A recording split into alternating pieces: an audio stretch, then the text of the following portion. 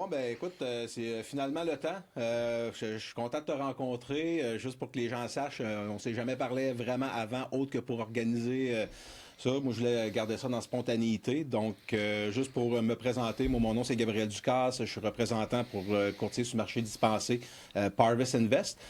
Puis, on vient tout juste d'accueillir dans la grande famille Nikolai qui s'occupe c'est Ikigai Capital, right? Ikigai Impact. Impact. Ouais. Ikigai Impact, je vais m'en souvenir. Donc, aujourd'hui, c'est vraiment juste pour découvrir c'est qui l'homme derrière le fond, c'est qu'est-ce qui est le fond, c'est quoi les stratégies, c'est quoi qui te drive, essentiellement pourquoi que les investisseurs devraient investir. Fait qu'on a plusieurs minutes pour faire le tour de tout ça. Donc, avant de rentrer dans la grosse viande du sujet, moi, j'étais vraiment curieux de savoir le petit gars en toi. Ouais. Qu'est-ce qu'il dirait, où est-ce que tu es rendu là versus où est-ce que tu as commencé, puis même, juste si on recule avant ça, qu'est-ce qui t'a donné la flamme de commencer? Ouais. Ben, le petit gars en moi, je pense qu'il serait relativement fier de où est-ce que je suis rendu. Écoute, moi, je suis québécois, donc je suis né au Québec. Ma mère est québécoise, mais une famille multiethnique. Puis, j'ai grandi à Los Angeles, en Californie. Puis après ça, on est revenu au Québec quand j'étais dans l'adolescence.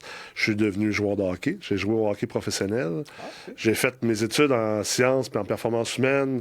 J'ai eu la chance d'accompagner des athlètes dans 3 Jeux olympiques. Wow. Et étant donné que j'avais un background en biomécanique à l'université, ça fait en sorte que j'allais très loin dans les mathématiques parce que c'est de la mathématique quand même assez avancée en 3D, plus toute la compréhension du système nerveux. Puis, j'ai toujours tripé sur l'immobilier puis la finance. J'ai lancé ma première entreprise à l'âge de 22 ans. Donc, ça va faire maintenant presque 20 ans que je suis entrepreneur, dirigeant d'entreprise. Et ça t'amène à comprendre la finance corporative, à comprendre les fusions-acquisitions. Et de l'autre côté, ben, j'ai toujours investi en immobilier. Donc, le mariage de ces deux aspects-là avec aussi mon background de performance, de sport de haut niveau et de science également, m'ont un peu permis de faire ce que je fais en immobilier aujourd'hui. Puis la vraie genèse de pourquoi finalement je gagne ma vie en immobilier, que je dirige Ikigai Impact, que je suis aussi investisseur dans Ikigai Impact, quand j'étais enfant, tu sais, il y a des enfants qui préfèrent faire jouer à des jeux de combat, puis, tu sais, quand les jeux vidéo sont sortis, ils voulaient jouer à des one-man shooters, des choses comme ça. Moi, je suis un pro de Super Mario World. De Ah Super ouais, ok. Nintendo, je suis cette génération-là, je suis un pro, je fais partie de eux. Ben, ça, j'ai joué beaucoup à ça, mais je te dirais, moi, ça a été surtout les Lego. Donc, de construire Ah, des ok. blocs Lego, construire des villes. Puis, déjà très jeune, c'était pas de prendre les plans tels quels, mais c'était d'avoir les pièces puis de bâtir mes propres choses. Donc, toujours un esprit de bâtisseur puis de créateur. Et après, quand les jeux vidéo sont arrivés, pour moi, ça a été SimCity, de bâtir des villes. J'ai passé des centaines d'heures là-dessus, jeune. Après ça, l'ordinateur est arrivé avec les jeux vidéo encore plus poussés. Il y avait Civilisation, toute la série Civilisation, où tu devais bâtir des civilisations. Donc, ça a toujours été un peu ma façon de jouer. Moi, c'est de bâtir et de créer. On s'entend à l'immobilier, ça pourrait être extrêmement bien à ça. Le monde des affaires également, de bâtir des entreprises. Et c'est vraiment ce qui a fait que j'ai toujours été intéressé par l'immobilier. C'est vraiment ce qui m'a amené à investir en premier en immobilier. Après ça, à bâtir des entreprises en immobilier également. Et maintenant, d'être où est-ce que je suis avec Ikigai Impact.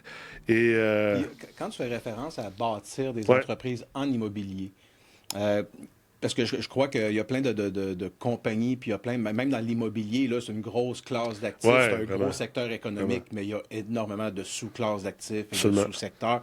Toi, tu œuvrais principalement dans quel secteur en immobilier? Ah, ben, en fait, pendant ma carrière d'athlète et ensuite ma carrière plus comme professionnel en performance humaine, j'ai investi en immobilier de manière plus passive. Donc, comme la plupart des gens qui vont probablement écouter cette entrevue. Ensuite, ma première entreprise en immobilier que j'ai fondée, c'est une entreprise spécialisée dans le service conseil, la gestion de portefeuille et le courtage.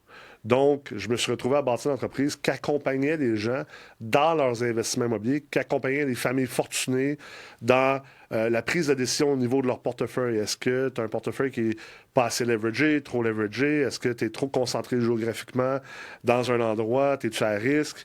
Est-ce que tu devrais mieux hedger ton portefeuille, comment il est structuré présentement, tu as beaucoup de projets de développement, mais ça te prendrait des projets plus stabilisés pour venir créer un hedge au niveau des risques de liquidité dans l'ensemble de ton portefeuille immobilier. L'analyse de marché. Le marché s'en va où? C'est quoi les TGA? C'est quoi les prix à la porte? C'est quoi les tendances, justement? Donc, ça a été ça ma première entreprise. Et après avoir vendu mes parts dans cette entreprise-là, une entreprise à succès qui existe déjà, qui existe toujours au Québec, j'ai fondé une deuxième entreprise en immobilier que, elle, c'est une école de formation. Donc, on enseigne l'investissement immobilier aux investisseurs immobiliers actifs davantage, de plus en plus aux investisseurs passifs. Et j'ai créé cette école-là en lançant un certificat en ingénierie financière parce qu'il y avait beaucoup de gens qui me suivaient sur les réseaux sociaux ou dans les conférences, puis qui venaient me voir puis me disaient « T'es la première personne qui me parle de l'immobilier de cette façon-là. Où est-ce qu'on peut apprendre ça? » Et de fil en aiguille, c'est devenu une école qui est aujourd'hui un grand succès, une entreprise extrêmement florissante au Québec.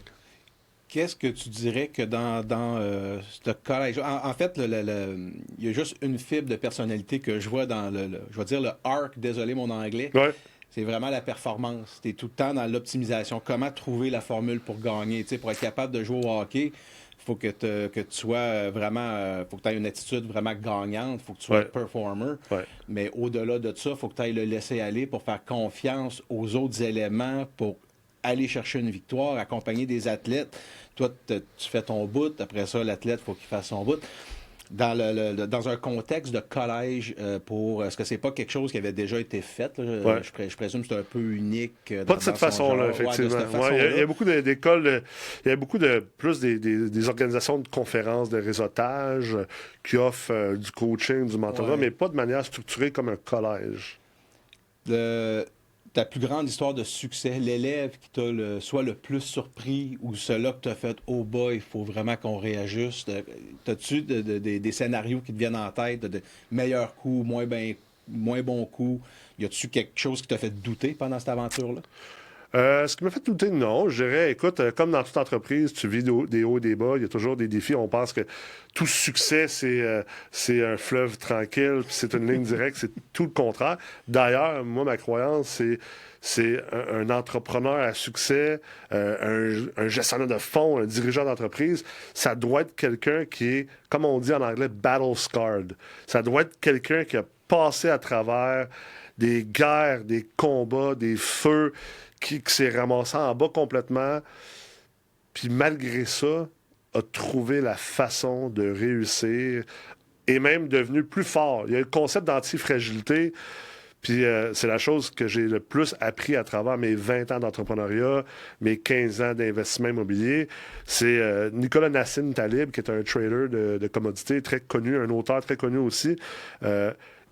Lui, il parle beaucoup du concept d'antifragilité. Puis le concept d'antifragilité, c'est... Il y a beaucoup de gens qui vont parler de résilience. Donc, exemple, tu bâtis une entreprise, tu reçois des coups durs. Bon, tu réussis à passer à travers ces coups durs-là. Tu fais un investissement en immobilier, tu vis des coups durs, puis tu réussis à t'en sortir, tu perds pas ton immeuble, tu perds pas ton investissement, tu réussis quand même à avoir des beaux profits, des beaux rendements, puis une belle carrière. Ça, c'est ce que la plupart des gens espèrent avoir, puis c'est la manière que la plupart des gens réfléchissent par rapport aux obstacles, aux défis, aux échecs, puis au ralentissement. Quand tu es dans l'antifragilité, tu vas une étape de plus loin. L'antifragilité vient dire que non seulement chaque échec ou chaque ralentissement ou chaque obstacle ou chaque défi, non seulement que tu t'en sors, puis que tu gagnes quand même, mais dans le cas de quelqu'un qui est antifragile ou d'une entreprise qui est antifragile, elle en sort même plus forte. Donc, tu prends ça, puis ça te nourrit, puis ça te force à devenir encore meilleur, puis encore meilleur, puis encore meilleur. Puis c'est cette antifragilité-là qui fait en sorte que tu deviens quasiment invainquable. Non pas parce que tu te prends pour un autre ou parce que tu essaies d'être plus gros que les autres, parce que c'est juste ta mentalité. Personnellement, ta culture d'entreprise également est structurée d'une façon à ce que tout ce qui va arriver, tout ce qui est inespéré ou ce qu'on ne s'attendait pas d'avoir va juste nous transformer encore plus fort, puis plus fort, puis plus fort. Puis tu sais, souvent on parle en entrepreneuriat ou en investissement de gestion de risque. En ingénierie financière, ce que j'enseigne, c'est en grande partie la gestion de risque.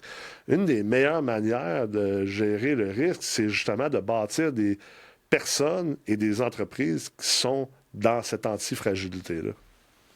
Fait qu'essentiellement, si je comprends bien, c'est vraiment une question de mindset. Si tu vis un coup dur, puis c'est comme dans la vie, dans à peu près tout, tu peux voir tout comme un échec, ou ton mindset peut te dire, voici une façon de ne pas faire ou de ne pas accomplir mon objectif, je me nourris de ça pour être capable d'aller l'accomplir. Absolument.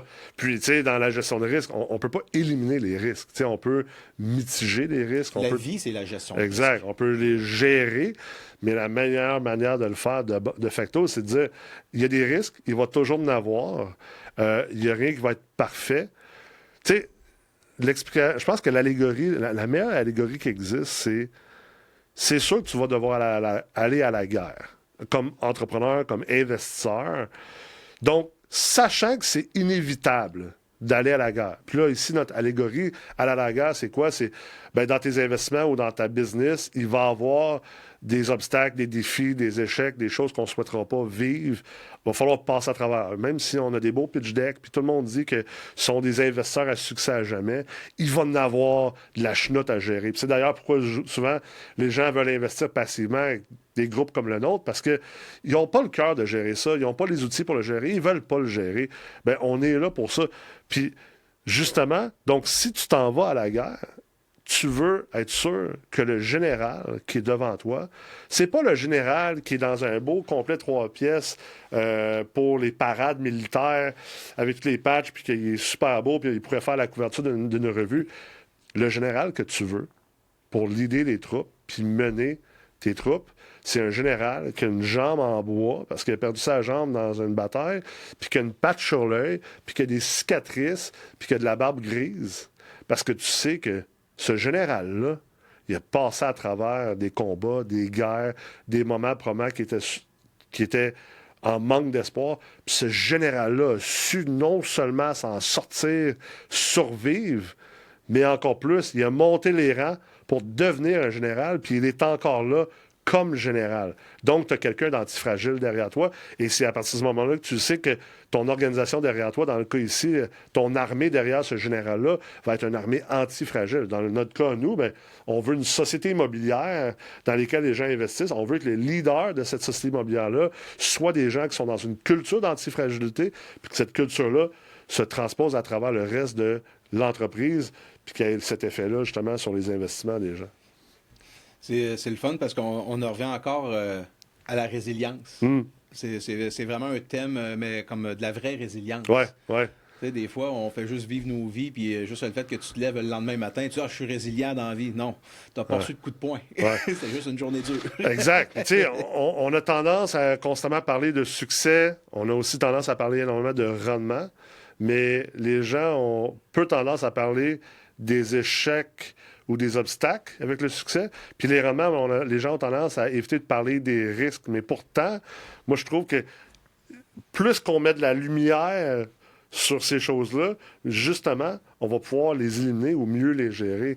Fait qu'il ne faut pas se mettre la tête dans le sable par rapport à autant les risques existent, autant les difficultés qui vont être vécues à travers un processus de business ou d'investissement. Puis là-dessus, là, je suis avec toi à 100 000 à l'heure. Moi, dans ma propre pratique, je parle tout le temps, pas tout le temps, mais j'en parle énormément. Il y a des risques de liquidité, il y a des risques de gestionnaire, tu as des risques aussi d'actifs. Oui, de macroéconomie. Tu as énormément de... On pourrait faire une liste là, complète. Oui, absolument. Mais une fois qu'on a tout fait ça, on arrive au point où l'investisseur peut faire un choix éclairé, juste à cause que tous les éléments sont là. On dirait que ça met les gens un petit peu plus en confiance parce que là, il n'y a pas de non-dit. Absolument. Puis c'est ça qu'il faut avoir. Puis juste pour passer du coq à l'âne, là, on a parlé du collège. La transition vers Ikigai Impact, est-ce que c'est une transition directe? Ça s'est-tu fait à partir de mettons qu'on se situe dans le temps, ça a-tu parti du holding, après ça, t'as le collège, après ça, Ikigai Impact. Comment tout ça, c'est Comment tout ça est né? Le collège, c'est une entité entièrement distincte. C'est une autre entreprise. Ça n'a aucun lien avec C'est Ikigai. standalone. C'est standalone. Okay. Je garde un mur de Chine entre... J'ai toujours gardé un mur de Chine entre les deux parce que pour moi, c'était important. Le collège que j'ai fondé, le collège MREX, pour le nommer, je voulais pas... Moi, je voulais fonder un collège pour aider les investisseurs immobiliers à s'éduquer puis à mieux investir pour eux-mêmes. Je voulais pas que ça soit... un environnement déguisé de prédation où je forme du monde, mais dans le fond, je les convainc aussi qu'ils sont mieux d'investir avec moi. Puis finalement, ils ont payé pour des cours, mais ils finissent par investir avec moi. Puis pourquoi je dis ça? Parce que je l'ai vu ailleurs. Il y a d'autres organisations dans l'éducation immobilière que c'est ça leur modèle d'affaires.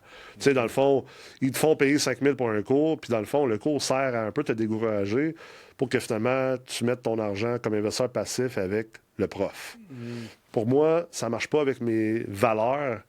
Puis pour moi, la vie, c'est les valeurs. Avant toute chose, c'est quoi ton hiérarchie de valeurs? Toute ta vie doit suivre ça. Fait que pour moi, je l'ai monté de même.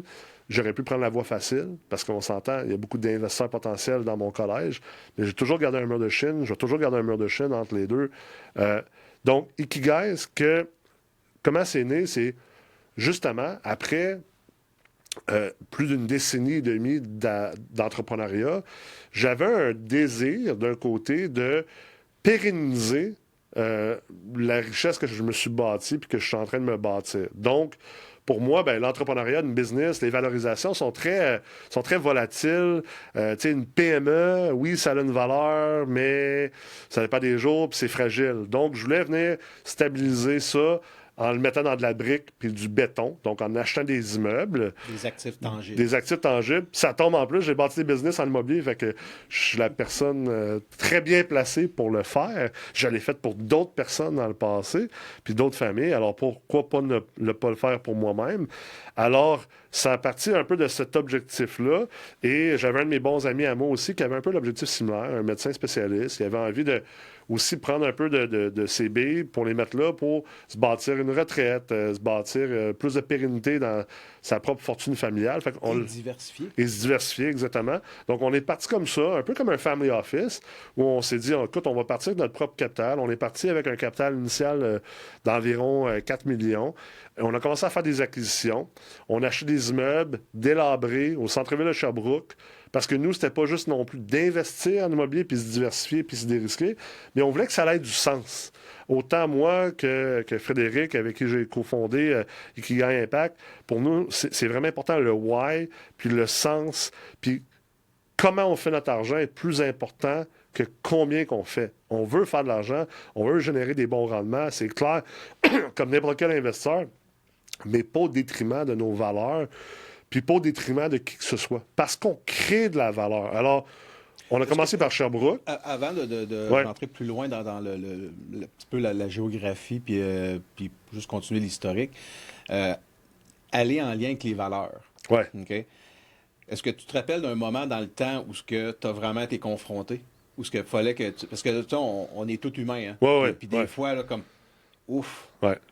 Est-ce que tu as un moment où ce que tu peux te rappeler où ce que peut-être pas rentrer en détail, là, parce que des fois ça peut être ça peut être gênant, mais y a-tu quelque chose qui s'est déjà passé? C'est clair. C'est clair. À plusieurs reprises, je pourrais prendre l'exemple de partenaires qu'on avait eu, des associés qui...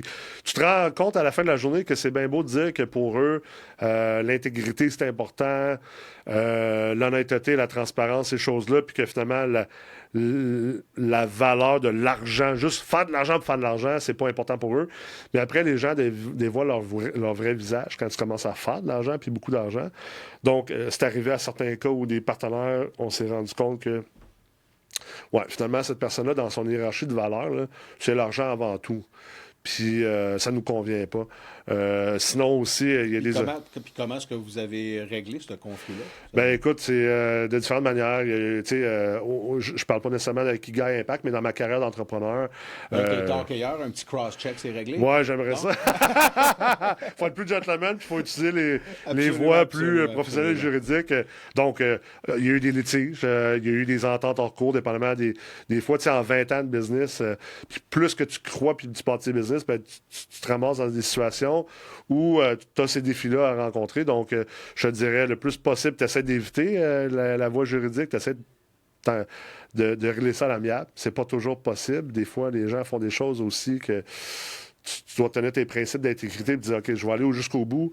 Ça, c'était pas correct ce que cette personne-là a fait, puis on va aller en litige. Pas parce qu'on aime ça y aller, mais parce que il faut que quelqu'un se tienne droite, puis nous aussi, il faut qu'on se tienne droite par rapport à nos valeurs. Donc, Parce que si nous autres, on le fait pas, qui va le faire? Hein? Exact. Fait que j'en reviens tantôt, tu sais, on s'est mis à acheter des immeubles au centre-ville de Sherbrooke parce que d'un point de vue macroéconomique, microéconomique, moi, mes analyses pointaient beaucoup qu'au Québec, Sherbrooke, on parle de 2019-2020, était vraiment une ville intéressante où investir. Les prix étaient relativement bas. Il y avait beaucoup de ventes d'eau qui s'en venaient pour ce marché-là. On parle de quelles années à peu près? 2019-2020. 2019-2020, ouais. Mon associé Frédéric est un médecin qui a fait ses études à Sherbrooke. Sa conjointe vient de là. Moi, j'avais un chalet pas loin. Donc, tout concordait d'un point de vue micro, macro, d'un point de vue vraiment aussi transactionnel, les immeubles au prix qui se transigeaient. Et Sherbrooke avait aussi besoin d'un investisseur, un peu comme nous, un investisseur conscient socialement. Un investisseur qui allait comprendre que notre job à nous, c'est pas juste de faire de l'investissement puis d'acheter des immeubles ou de partir des projets de construction, mais on est au service des communautés dans lesquelles on investit. Donc, pour faire ça, il faut être dans une communauté qui a besoin de quelqu'un comme nous. Puis le centre-ville de Sherbrooke avait besoin d'amour, avait besoin d'investisseurs visionnaires, investisseurs long terme, qui sont là, pas juste pour faire des flips, mais qui sont là pour vraiment être investis longtemps. Changer la vibe de la place. Ouais. Changer la vibe de la place. Ouais. Puis être capable de le restructurer puis de revitaliser. Et donc, ce qu'on a fait, c'est qu'on s'est mis à acheter tous les bâtiments délabrés et abandonnés du centre-ville et on les a reconstruits au grand complet. Pour ne pas les revendre, mais les garder quand même. On les détient toujours encore aujourd'hui. On va les détenir encore pour les 100 prochaines années. Et c'est comme ça qu'on a commencé essentiellement à investir. Là, je voudrais juste un peu, parce que tu as dit quoi de vraiment important, là? On veut les détenir pour toujours. Ouais. Ça, j'ai déjà entendu ça de la bouche de quelqu'un de très famous. Ouais. Juste pour faire le lien, Warren Buffett, lui dit never sell. Est-ce que ce personnage-là dans l'investissement, est-ce que lui était beaucoup plus dans les marchés secondaires, marché boursier, marché boursier? Est-ce que cette personne-là, ne serait-ce qu'en philosophie, a réussi à t'influencer sur peut-être certains aspects? Ou... Ah, c'est la personne qui m'a le plus influencé. Là, je dirais, dans le monde de l'investissement, définitivement, la personne qui m'a le plus influencé. Je suis pas quelqu'un de fan ou d'impressionnable, si on veut. Mais je suis un Warren Buffett fanboy, là, définitivement. Ikigai Impact est extrêmement teinté de la philosophie d'investissement de Warren Buffett, puis comment il a structuré Berkshire Hathaway. Je dirais le buy and hold, dans le fond. Le buy and hold à long terme, comprendre elle est où vraiment la valeur versus le prix que tu payes, puis comprendre la gestion de risque également, puis que le plus grand outil qu'on peut avoir, c'est de faire des bons investissements pour les bonnes raisons pendant longtemps. Donc, l'effet composé du rendement, l'effet de rester longtemps dans un bon investissement. Tu sais, je le dis souvent un peu à la légère que Ikigai Impact, c'est un peu comme un Berkshire Hathaway, donc l'entreprise de Warren Buffett, mais dans le marché privé et en immobilier d'impact. Mais essentiellement, il y a beaucoup de ressemblances dans la manière que je monte et je continue de faire évoluer Ikigai Impact versus comment Warren Buffett a créé et fait évoluer Berkshire Hathaway, justement. Moi, Warren Buffett, moi, il m'avait tout le temps, juste la façon qu'il parlait, ça m'avait tout le temps impressionné. Puis c'est là que j'avais vraiment compris la différence entre quelqu'un qui a investi en bourse et quelqu'un qui joue à la bourse. Ouais.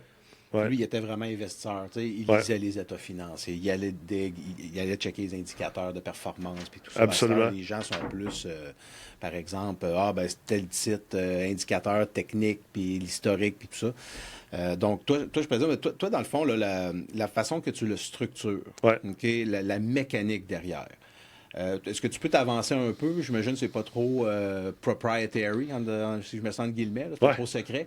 Comme ta façon de gérer, parce que moi, je me suis rendu compte que quand j'ai des discussions avec les investisseurs avec qui je fais affaire, une fois que la stratégie est assimilée puis que les gens disent « Ah, OK, c'est comme ça que la valeur est créée », c'est là que je vois le plus d'acceptation dans le genre de produit que je vais parler. Parce que, on s'entend que le placement privé, c'est encore des produits très méconnus. Oui. Puis nous, un peu chez Parvis, c'est ça, on essaie de démocratiser ça puis de le rendre accessible à le plus de gens possible. Donc, toi, c'est quoi la stratégie que tu utilises pour Ikigai Impact? Puis aussi, est-ce que tu te laisses la flexibilité de déroger un peu, une fois de temps en temps, Ouais. sans aller jouer trop dans les valeurs? Ouais. Si j'ai bien compris. Ouais. Écoute, c'est une superbe question. Je dirais, partant de Warren Buffett, la manière qu'on s'est structuré, c'est on est une société immobilière à détention perpétuelle. Un peu comme Berkshire Hathaway. Oui.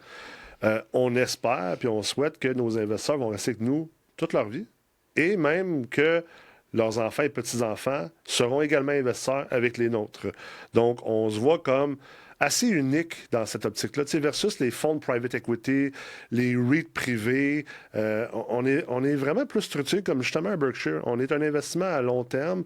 On investit à long terme. On veut que nos investisseurs demeurent avec nous pendant le plus longtemps possible. Ce qu'on dirait en anglais, je connais pas le terme en français, mais plus un open-ended fund. Oui, exact. C'est ouvert, il n'y a pas de date de fermeture. Exactement. Au bout de 10 ans, on ferme tout et on redonne l'argent aux investisseurs avec le profit. Exact. C'est pas de ça. Là, Exactement. Tout à fait. Puis même, la différence avec un open-ended fund, c'est que dans notre cas, nous, on ne peut pas sortir les investisseurs sans leur consentement. Donc, nous, les investisseurs, théoriquement, ils ont le choix de rester avec nous à jamais et même de donner ça à leurs enfants et petits-enfants. Alors que la part des fonds d'investissement, généralement, il y a des mécanismes pour que le gestionnaire de fonds ou le groupe gestionnaire de fonds puisse un jour sortir ces gens-là. Fait que, généralement, les gestionnaires de fonds, c'est pas une critique ou une attaque, c'est un autre modèle d'affaires, mais autant les fonds immobiliers que les fonds de private equity, on se comprend que souvent, ces gestionnaires-là vont faire de l'argent sur des frais. Oui. Ils vont faire de l'argent sur un carried interest, c'est-à-dire un partage de profit après le retour du capital initial des investisseurs un jour. Généralement, un split de 20-80, 30-70 en faveur des investisseurs. Surtout après un certain threshold exact, de rendement. Exact. C'est une note plus, c'est un meilleur split. Puis, généralement, ce que ces gens-là vont faire, on les appelle les GP, les General Partners, éventuellement, ils vont releverager l'entièreté du portefeuille pour sortir tout le monde. Puis, dans le meilleur des mondes, ces gens-là, quand ils réussissent, c'est que dans 20 ans, ils ont cet immense portefeuille immobilier, mais juste à eux. Ils ont fait faire de l'argent à leurs investisseurs entre-temps, mais les investisseurs sont tous sortis et sont tous partis. Donc, dans le fond, ils se sont comme fait racheter. Exactement. Nous, c'est pas comme ça du tout. On est comme un Berkshire, on est aussi comme une société familiale. Imagine que moi, je monte ma propre société immobilière familiale, genre mon propre parc immobilier. T'aimerais ça avoir ton propre parc immobilier avec ta famille, mon ami aussi. Puis là, on se dit, hey, tant qu'à monter ça chacun de notre bord, là, pourquoi on ne met pas ça ensemble, dans le même pot? C'est quand même nos portefeuilles immobiliers familiales. On ne peut pas se sortir chacun. C'est à nous, essentiellement. On n'est pas juste des investisseurs passifs dans un fonds. Et puis, on va bénéficier de plus d'échelle, plus d'économie d'échelle. L'immobilier, c'est une game d'échelle. Fait que plus que tu as de l'échelle, plus que tu deviens antifragile, plus que tu peux te diversifier non seulement entre des villes, mais entre des provinces et même éventuellement entre des pays, plus que tu peux te diversifier entre les types de classes d'actifs. Exemple, nous, on crée de la valeur comment? On achète des immeubles à logement qui sont déjà stables, il n'y a pas de travaux à faire, mais on les gère mieux. Parce que souvent, ça appartenait à un couple, disons Gaëtan et Monique, qui avaient cet immeuble-là. Ils l'ont géré en bon père de famille, en bonne mère de famille, mais c'était pas des gestionnaires professionnels. Ils ne comprenaient pas réellement comment générer de la valeur dans ces immeubles-là. Mom and pop. On achète ces immeubles-là d'eux, et là, on vient faire vraiment une meilleure gestion, puis on vient faire des optimisations au niveau opérationnel et gestion et service à la clientèle. On augmente la valeur de ces immeubles-là tranquillement. C'est très peu de risques. Pour les gens qui nous écoutent et qui ne le savent pas, puis principalement moi, ça serait quoi un changement dans les opérations qui augmenterait la valeur? Est-ce que tu serais capable de donner juste un exemple? Oui, absolument. Mais en fait, un exemple, ça pourrait être de rentrer tout de suite. On a fait présentement des immeubles qu'on a achetés à Edmonton. On vient de rentrer dans notre deuxième marché en Alberta. Et ce qu'on a fait, c'est, exemple, on achète un 30 logements. Et là, le 30 logements, il est rentable, il est loué à 30 locataires, ça va très bien. On a payé un prix décent. Les loyers, je te dirais, sont à peu près 7 à 15 en dessous du marché. Parce que c'était des propriétaires qui, ils suivaient pas trop ça, puis ils voulaient pas se compliquer la vie, puis ils n'ont pas fait tant d'investissement dans l'immeuble. Fait qu'il y a ce qu'on appelle tout de suite en partant un gap to market. Ça ne veut pas dire qu'on va le chercher tout de suite. Nous, on aime ça aller le chercher sur 5 ans parce qu'on ne veut pas déranger le locataire, on ne veut pas qu'il y ait de roulement, on veut pas... Tu sais, nous, on se concentre énormément sur le concept de logement abordable, atteignable, et sur le côté de développement durable et pérennité. Fait que on les garde là. Et là, ce qu'on va faire, c'est exemple, on va améliorer l'entrée de la bâtisse. Donc, premièrement, l'éclairage. Tout l'éclairage autour du bâtiment, on va l'améliorer. Ça va rendre l'immeuble plus sécure. Après ça, on va s'assurer que l'intercom à l'entrée, il y en a un, parce que souvent, il n'y en a pas. On va en mettre un. Ça va sécuriser encore plus le bâtiment. On va mettre des caméras tout le tour du bâtiment. Fait que là, la première chose, c'est que là, les locataires qui habitent dans cet immeuble-là, du jour au lendemain, ils savent que, wow, j'habite dans un immeuble de Ikigai Impact, je suis encore plus en sécurité chez moi. Puis là, on s'entend, c'est du logement abordable. On ne parle pas de logement social, mais du logement abordable. En anglais, on dit workforce housing pour le commun des travailleurs, le commun des mortels. On est dans des quartiers, on va dire centraux, des quartiers populaires. Donc, bon, des fois, il y a un peu de grabuge, contrairement à un quartier de maisons très riche en banlieue. Alors, on veut que les gens, pour le même prix qu'ils payent ailleurs ou similaire, qui se sentent encore plus en sécurité. Ça, c'est la première chose. C'est comme ça qu'on vient améliorer. Deuxièmement, on va venir améliorer les espaces communs. On va repeinturer, on va mettre de la verdure, des plantes. Souvent, dans des blocs appartements, il n'y a pas de verdure. Donc, on va venir mettre des plantes pour améliorer la qualité de l'air, l'odeur, visuellement également. On va mettre des petites peintures. S'il y a du tapis, on enlève ça. S'il y a du tapis, on va l'enlever et on va mettre ça, on va mettre un meilleur matériel. Des fois, on va même aller jusqu'à mettre des odeurs qui sont des espèces d'outils qui viennent envoyer un parfum dans les airs communs.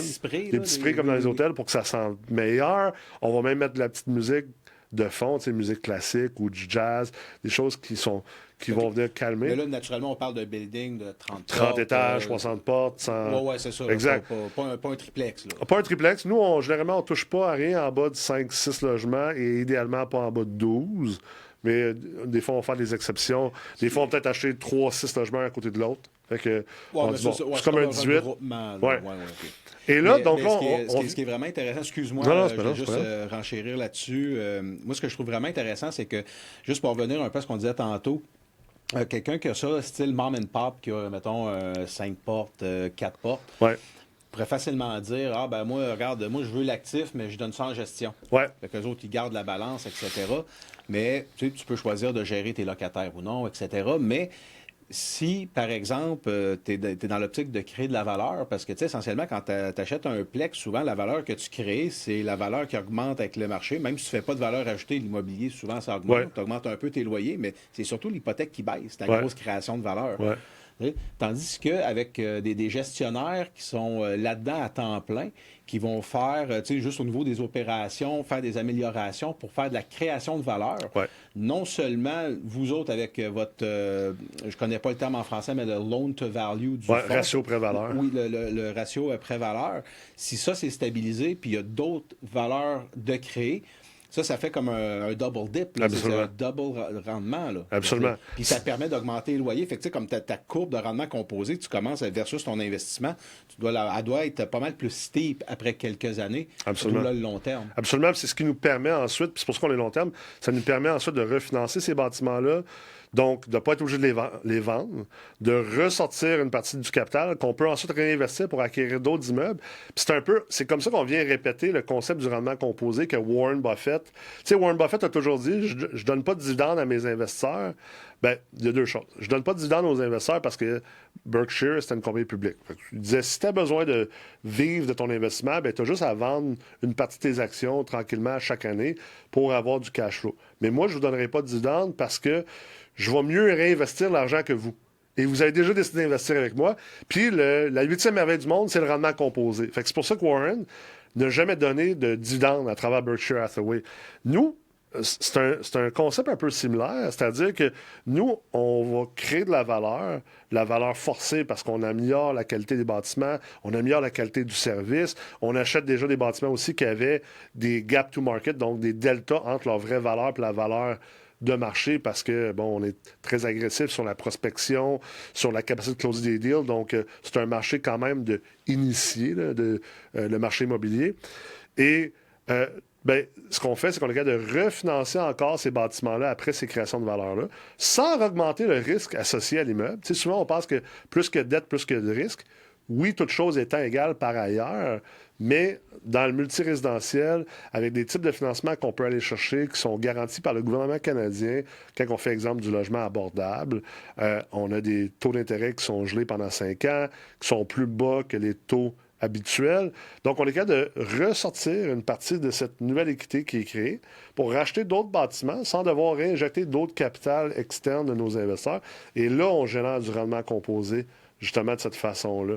Fait que c'est là que ça devient super intéressant. Alors, ça, c'est une des stratégies qu'on utilise. Est-ce que les investisseurs peuvent s'attendre à des distributions avec Ikigai Impact ou c'est comme Berkshire, on prend la valeur de l'unité, on la laisse croître? Oui, c'est comme Berkshire pour les premières 7 à 10 ans.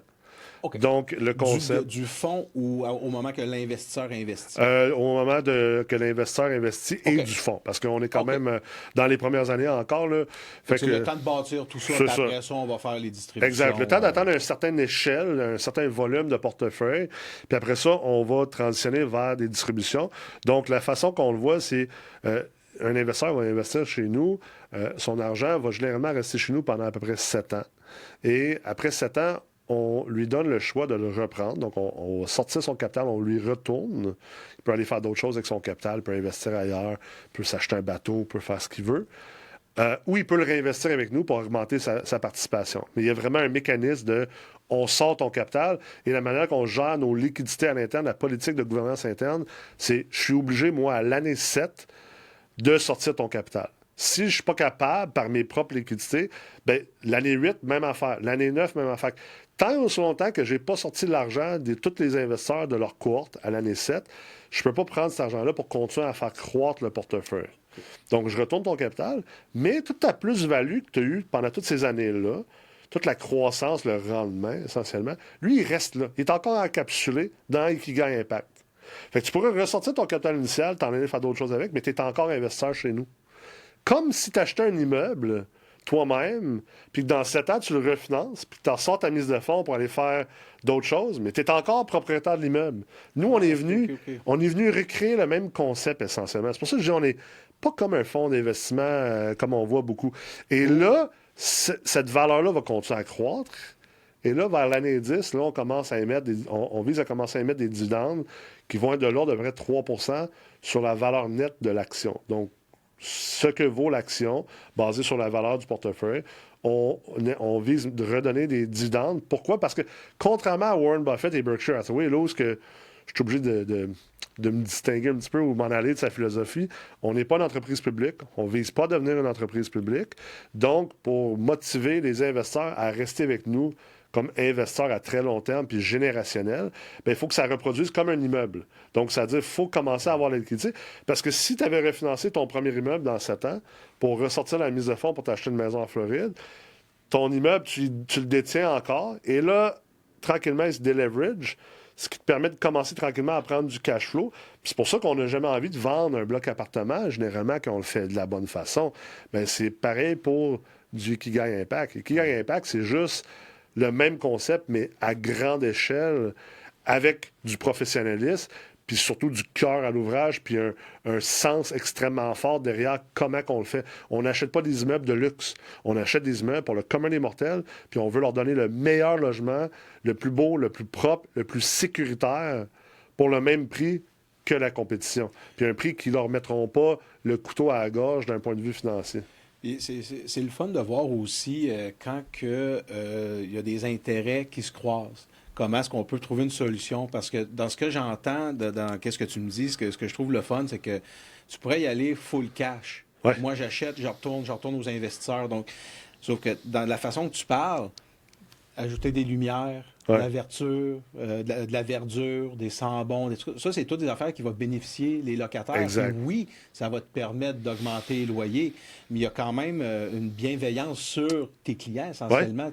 Parce que tu es comme pris, pas pris, mais tu satisfais 2 clientèles. Il faut que tout le temps que tu fasses ce qui est bon pour les investisseurs, comme tout le temps aligné avec la notice d'offre puis ce que tu as proposé aux investisseurs, mais tu as quand même faut que tu fasses bien pour tes locataires aussi de l'autre côté. Puis de juste jongler ces deux choses-là, c'est en train de faire naître quand même un beau projet que je trouve, avec une belle philosophie. Tu sais, on en revient tout le temps à ça, là, le mindset, la philosophie, quand c'est ça qui drive ta façon de faire. Ouais.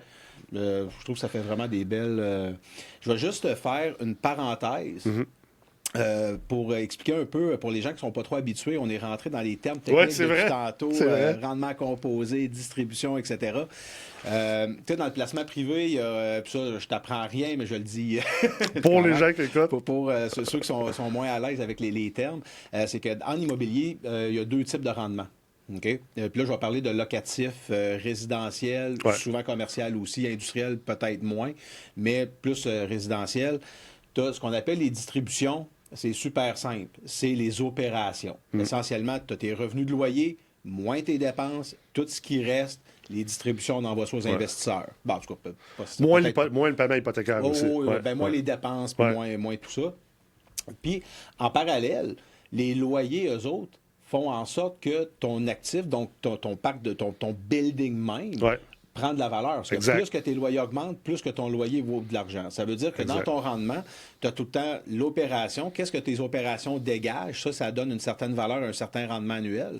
Plus l'augmentation de valeur des buildings. C'est ces deux choses-là qui donnent le rendement dans des fonds privés. Plus la capitalisation, comme tu l'as dit tantôt. Oui, exactement. Ce qu'on appelle souvent le rendement trifactoriel, c'est tu as la prise de valeur de l'immeuble. Ça peut être par le marché. Comme ça peut être forcé. La valeur d'un immeuble, c'est basé sur, comme tu disais tantôt, les revenus nets. Fait que revenus de location moins les dépenses, fois un multiple, ça donne la valeur de l'immeuble, essentiellement.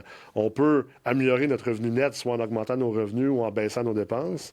On peut aussi améliorer le multiple en ayant un immeuble qui est mieux géré, qui est de meilleure qualité, ou qui est dans un meilleur marché, ou dans une partie du marché qui est en train de s'améliorer également. Puis, à travers de ça, tu peux avoir du cash flow. Mais le cash flow, là, c'est souvent ça. C'est pour ça que j'ai structuré qui gagne Impact comme ça. C'est que l'immobilier, la part des fonds privés qui existent sont très axés sur la distribution de liquidités mensuelles. Selon moi, c'est une opinion personnelle, c'est pas la science, rien. C'est une erreur.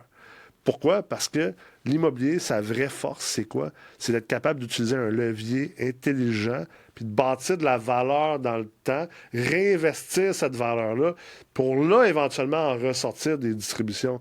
Mais si tu sors des distributions trop tôt, un peu comme Warren Buffett disait, si tu sors des distributions trop tôt, tu imputes le concept de l'effet du rendement composé et tu viens vraiment... C'est un peu comme une poule pondeuse. Si tu manges la poule trop vite, là, il ne te restera plus rien, il ne te restera plus d'œufs, finalement, parce que tu as trop voulu manger vite. Oui, non, tu as totalement raison. Puis, d'ailleurs, j'en profite aussi parce que je pense qu'on a sauté cette étape-là au début, mais toi, ton rôle, Gabriel, puis le rôle de Parvis, là, justement, en lien avec Ikigai Impact, puis aussi en lien avec les gens qui sont à l'écoute, tu peux peut-être écoute, c'est moi qui te passe en entrevue. Oui, c'est ça. Là, je suis moins à l'aise soudainement. Là. Non, essentiellement, moi, mon rôle, là, je suis un représentant de courtier sur le marché dispensé. Le courtier, c'est Parvis Invest. Moi, de la façon que je l'explique souvent à mes clients, là, c'est que, tu sais, imagine une boîte de cornflakes à l'épicerie. Ben, Parvis, c'est IGA. Okay? Puis tu as un autre courtier que ça peut être un autre que c'est le métro, mais tu peux acheter la même boîte de cornflakes par 3-4 épiciers différents, ou même 6-7. Puis où ce que les gens vont préférer aller, ça va être avec leur offre de service. Puis nous, c'est notre offre de service essentiellement, ce qu'on essaie de démocratiser, le placement privé, rendre ça un petit peu plus accessible, un petit peu plus en ligne, un meilleur flot d'informations. Puis plus que le temps avance, plus que je me rends compte que notre plus grande force, malgré tout, c'est notre conseil. Parce qu'on est capable, tu sais, par exemple, on a parlé de certaines stratégies ensemble, puis je veux pas, tu sais, on prend le temps ensemble, je veux pas nommer, même si tu sais très bien qu'il y a d'autres fonds qui existent, puis tout le monde a une certaine place aussi. Absolument, 100%. Mais par exemple, on peut parler de fonds qu'eux autres, ils vont bâtir et opérer. Il y en a qui vont bâtir et ensuite vendre, il y en a qui vont acheter des buildings qui ont juste 2-3 ans, puis après ça, ils vont juste acheter pour opérer. Il y en a qui vont faire juste du luxe, il y en a qui vont faire de l'industriel. Il y en a que c'est du commercial, des mini-entrepôts, il y en a que c'est des hôtels, il y en a de toutes les sortes. Puis c'est vraiment d'aider les investisseurs qui cherchent à diversifier leur portefeuille. Moi, je suis beaucoup dans la diversification. Parce que quoi que les placements à la bourse ont leur place, le revenu fixe, les obligations, ça a leur place aussi. Mais quand on regarde les gros fonds institutionnels, là, moi je parle des caisses de retraite, les fonds des assureurs, ils ont tout le temps un volet d'infrastructure et de placement privé, puis de capital investissement. Il y a de l'immobilier.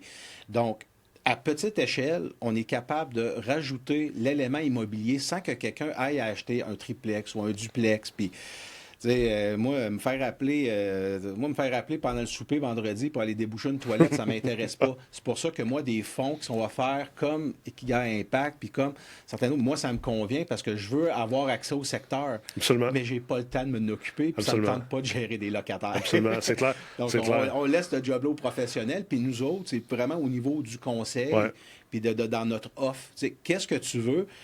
C'est quoi la convenance? Est-ce que tu connais bien les risques?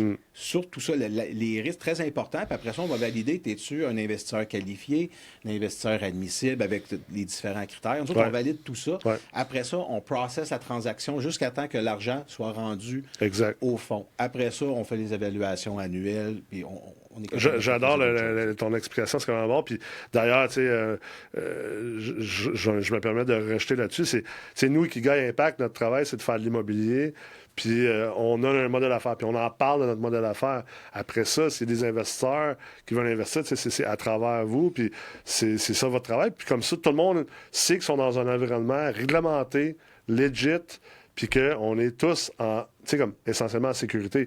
Parce que il y a déjà un due diligence. Exact, il y a un palier de due diligence. Il faut que chaque investisseur fasse son due diligence. Ça, c'est très important. Tout à fait. Mais quand il y en a déjà un de fait, tu as déjà une porte qui est tombée. OK, c'est beau. Il y a une certaine légitimité. Là, on peut regarder plus creux puis voir si les stratégies, les états financiers fonctionnent puis tout ça. C'est clair.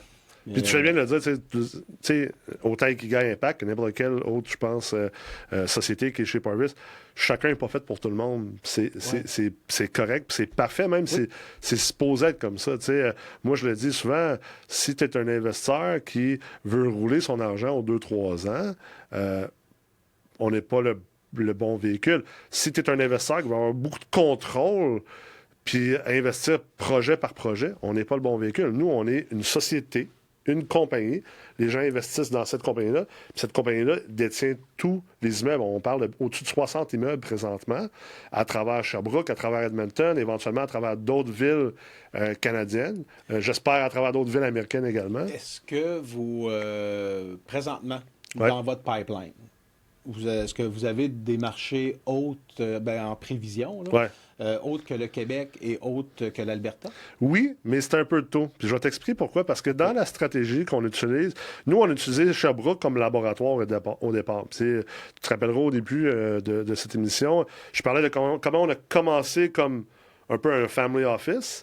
Puis finalement, on est devenu Ikigai Impact, ce qu'on est aujourd'hui, avec un capital d'action qui est ouvert à des investisseurs qui se qualifient pour le type d'investissement qu'on est. Puis c'est parti du fait qu'on s'est rendu compte, on a eu beaucoup de succès juste avec notre capital. On est devenu assez volumineux. Puis on s'est rendu compte, hey, crème, on est capable de répliquer ce modèle-là. Donc, pourquoi pas ouvrir les portes à d'autres? On avait beaucoup de gens autour de nous déjà, family and friends, qui étaient intéressés à investir avec nous.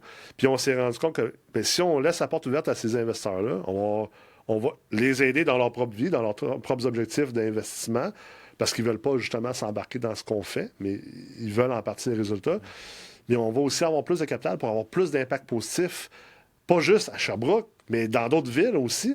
Puis c'est un impact qui va être encore plus durable, qui va être encore plus tangible. Fait que c'est là qu'on s'est dit, OK, on va convertir vers, justement, accepter des investisseurs externes. Et à travers cette stratégie-là, on rentre dans une ville à la fois. On s'établit. Nous, on fait tout de manière verticalement intégrée. Donc, on est entrepreneur général, on est également gestionnaire immobilier, on gère nos propres immeubles. Entrepreneur général, est-ce que vous allez jusqu'à bâtir?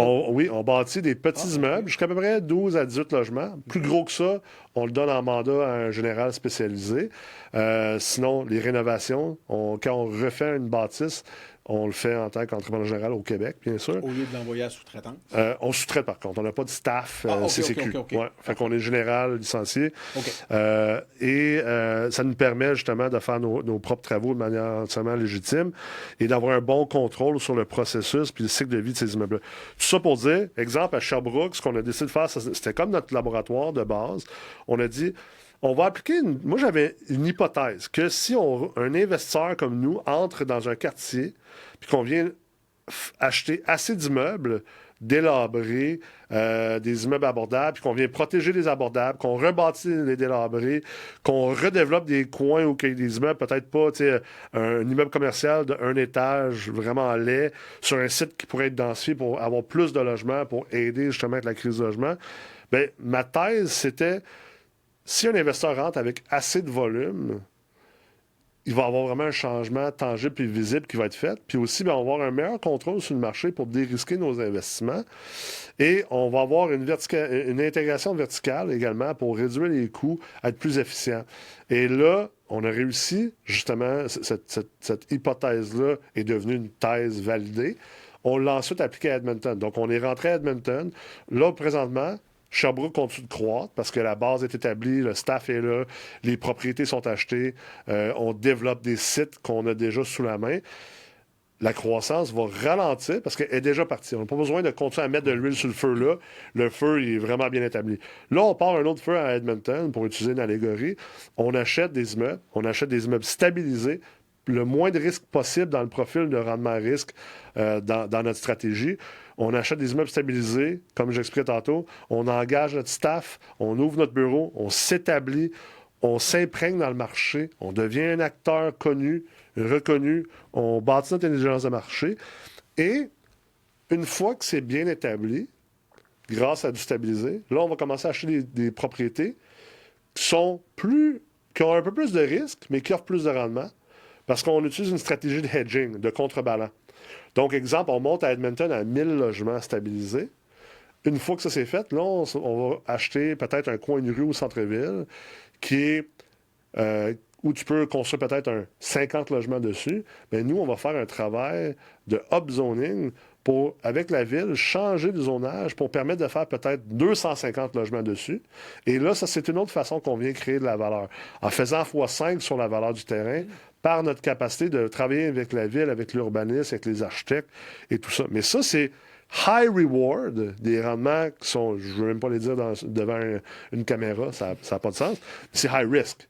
Ouais. C'est très high risk. Alors, c'est pour ça que je dis qu'on utilise une stratégie de contrebalan où on veut mettre le plus de stabilisé, le plus de moins risque ici pour nous aider à dérisquer justement les projets de développement qui vont contribuer à des rendements importants dans notre portefeuille immobilier. Oui, et c'est pour ça qu'on rentre dans une ville à la fois pour aussi bien s'établir. Je ramène l'allégorie de l'armée tantôt. Là.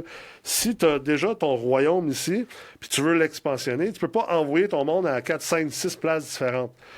Tu envoies une gang à une place et tu t'établis un château fort à cet endroit-là pour faire en sorte que les villageois croient en toi, puis que tu n'es pas une force hostile.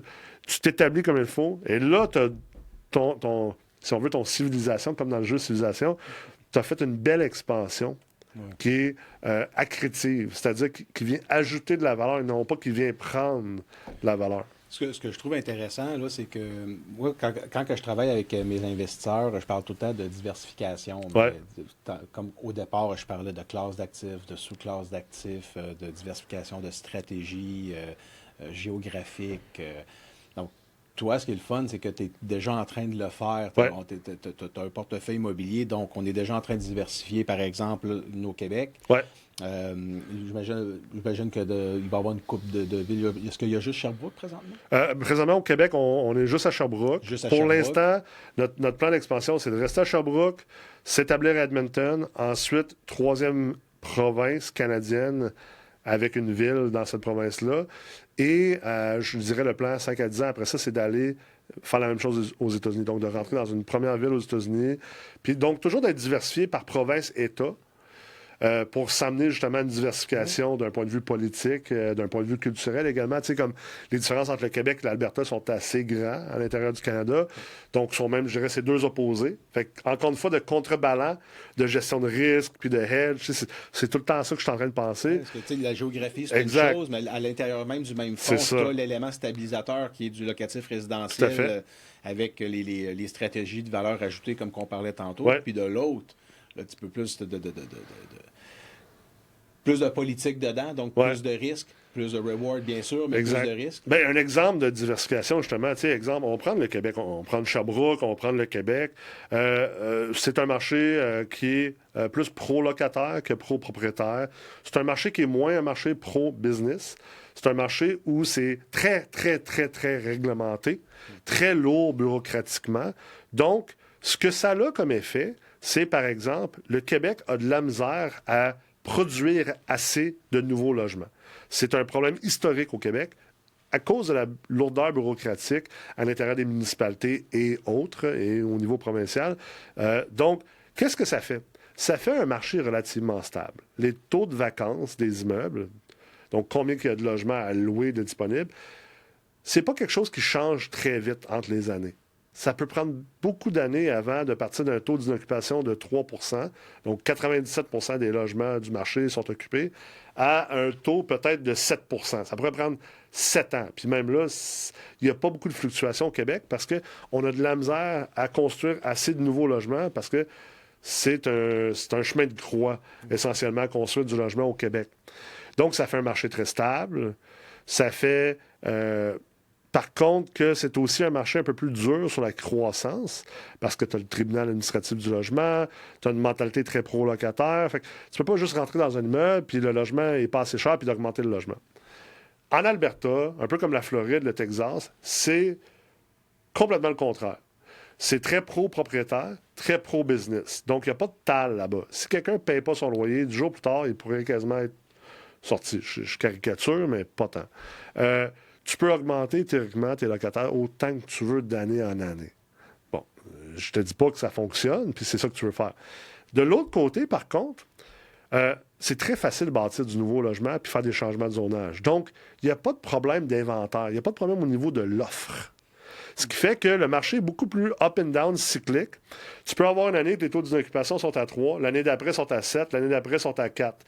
Les croissances de loyer sont à 12 % une année, moins 2, plus 4, plus 5. C'est plus cyclique comme marché parce que le marché peut se revirer de bord plus vite. C'est un libre marché. Au Québec, tout ça est beaucoup plus stable. La croissance des loyers, le taux d'occupation, parce que l'inventaire ne bouge pas énormément.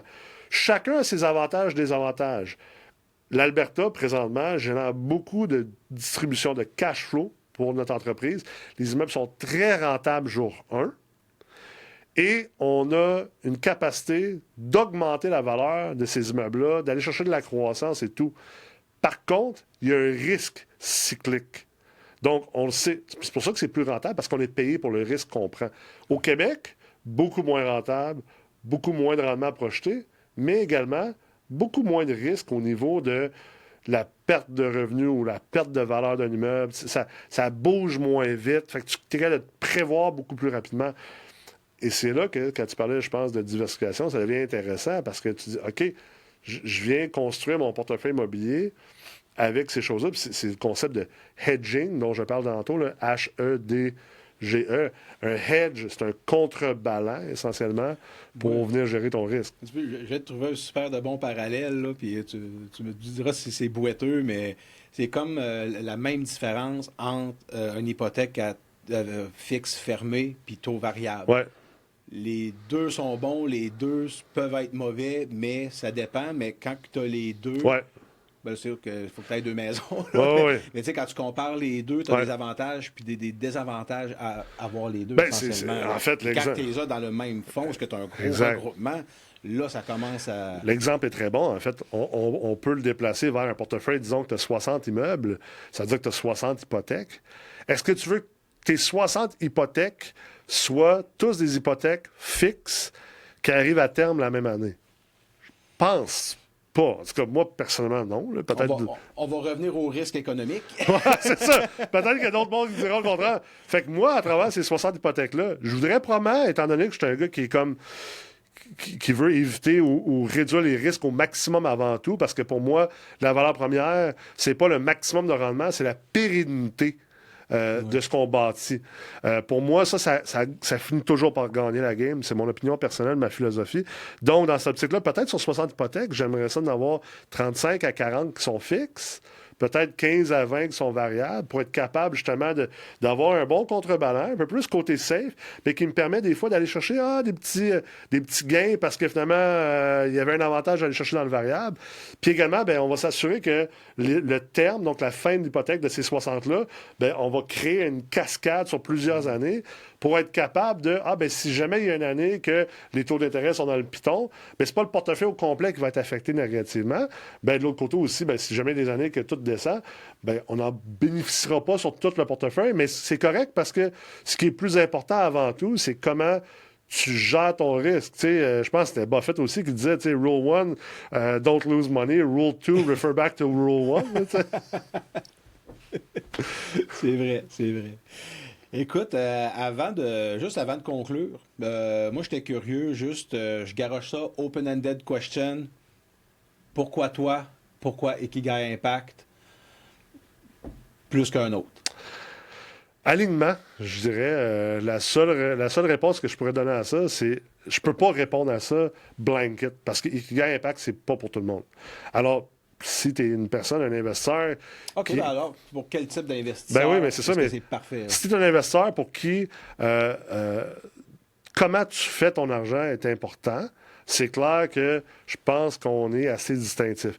Si pour toi, c'est important que les fondateurs soient lourdement investis avec leur propre argent puis qu'ils vont toujours rester là et que tu ne veux pas juste faire affaire avec un gestionnaire de fonds professionnel, on est assez distinctif à ce niveau-là. Si tu veux avoir un investissement duquel tu vas être fier d'en parler avec tes amis, avec ta famille, puis que même avec tes enfants ou tes petits-enfants, puis peut-être même eux vont devenir investisseurs un jour, qui sait.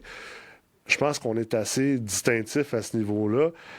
Puis si tu veux avoir un investissement qui, la valeur est créée par la valeur, parce qu'on génère de la valeur pour d'autres, puis qu'en partie, cette valeur nous revient, versus juste comme essayer de profiter du monde, puis augmenter juste des loyers, puis juste penser aux finances. Tu sais, souvent, on pense que l'investissement d'impact, c'est-à-dire l'investissement qui a une conscience sociale, puis qui est là pour impacter positivement la communauté, on pense souvent que c'est de la philanthropie en parallèle. Tu sais, qu'on va réduire un peu nos rendements pour se sentir bien. Non, moi, je ne crois pas à ça.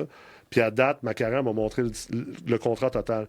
Pour moi, l'investissement d'impact, c'est que tu crées tellement de valeur dans la vie de d'autres personnes qu'à cause que tu crées tellement plus de valeur, toi-même, tu captures plus de valeur. Et donc, normalement, c'est un générateur, comme on appelle en investissement, de alpha. C'est-à-dire que tu génères des rendements plus élevés que le reste du marché sans prendre plus de risques que le reste du marché. Du vrai alpha.